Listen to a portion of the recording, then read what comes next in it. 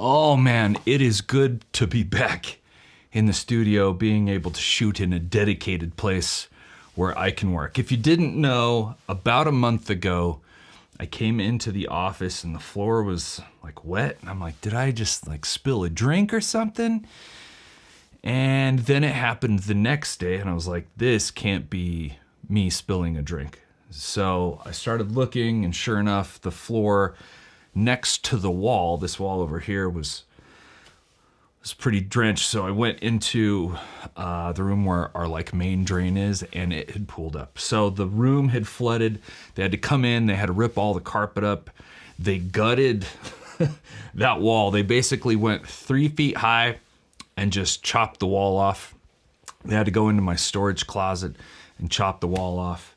And they put up this huge like cellophane barrier so that when they started working in here, all the dust wouldn't come in. But it was kind of an emergency. I had to literally take everything off the wall, all of the walls, and dump it into like the corner of the room to get it to fit.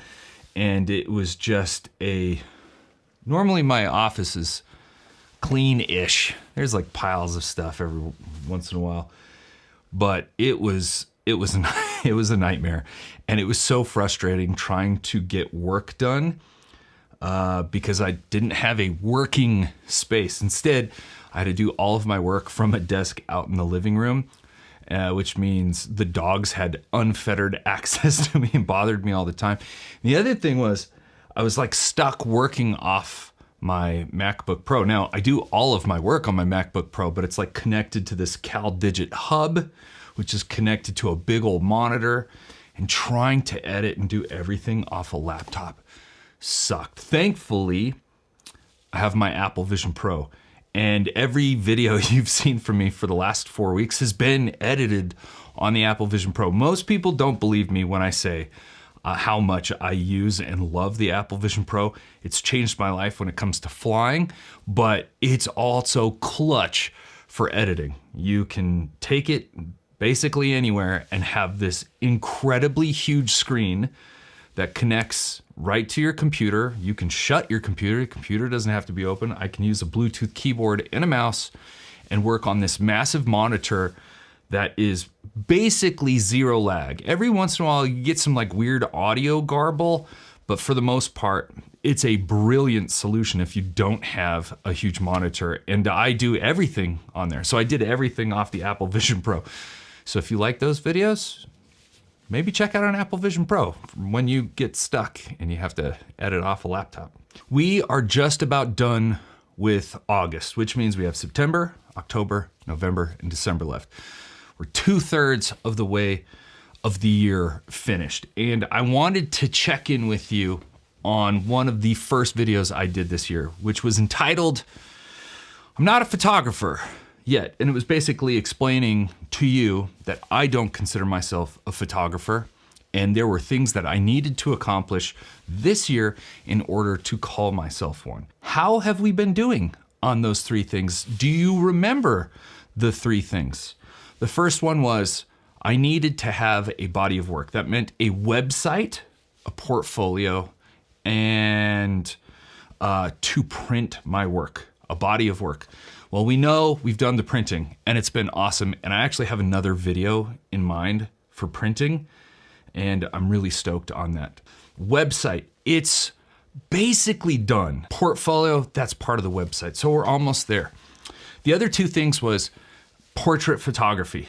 I need to start to learn how to do portrait photography because the more I get into photography, the more I want to work with humans doing portraiture in a really fun and interesting way. When I'm culling through threads, there are a bunch of photos that I've seen that I'm like, man, that looks so cool. And I just don't know how they did it. So not only do I need to practice portrait photography because it's gonna help me learn how to communicate with other people when they ask me for photos, if they want to book me. I just think that communication that a portrait photographer has between him and the client and their subject can't be beat. And I need to learn that. I met somebody so cool, somebody that I've been following for a while. I would consider them probably the best portrait photographer here in Utah. They do absolutely incredible work. And just offhand, randomly, I want to say about a month ago, I think it was right before my office flooded or right after, they reached out and they were like, hey, I really like what you're doing on YouTube. I would like to get into YouTube. And I was like, this is awesome. Like, maybe we can work together. I can help you with the YouTube side of things, and you can help me with my portraiture and my flash photography side of things, because he is incredible with lighting. And so that's happening. We've already met. We had such a great time talking to each other, and I think there's a lot to be learned from each other. So pretty soon, we're gonna get together. We're gonna start working on improving each other's skills. And I'm really excited to see how that goes personally. I would love to see how he works with subjects. And I know there's gonna eventually be that very scary time and place where he's like, okay, this one's on you. You're in charge of everything, and I'm gonna have to do it. And that scares the crap out of me. If I'm being critical of myself, up to this point, if we're 2/3 of the year done, 8 months down, 4 to go, I've done a pretty poor job as far as knocking off these 3 goals. To only have 1 done printing, I feel is pretty bad. I should have had all 3 of these done with several portraiture sessions under my belt, several lessons of flash photography under my belt. You know, I started off this year with so much, not motivation, direction. I think direction, at least in my case, is far more powerful than motivation. I'm a self-motivated person. I can get motivated about anything. But right now, my motivation is basically a shotgun blast. It's just everywhere. And when your motivation is shotgun blast everywhere, you will do everything. And because it's going all over the place and it's spread so thin, very rarely do you feel like you're making a dent in what you're supposed to do.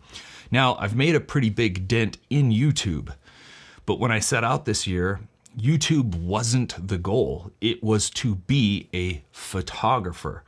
I've made lots of videos on a bunch of different subjects, and the YouTube channel has grown, but it hasn't grown. It hasn't made me grow as a photographer.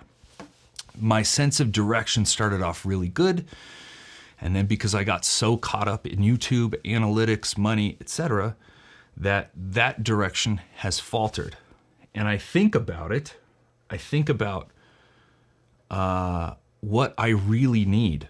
And what I really need is direction, not necessarily motivation. And so I think that this thought comes off the heels of all of these camera announcements that have come and are going to come.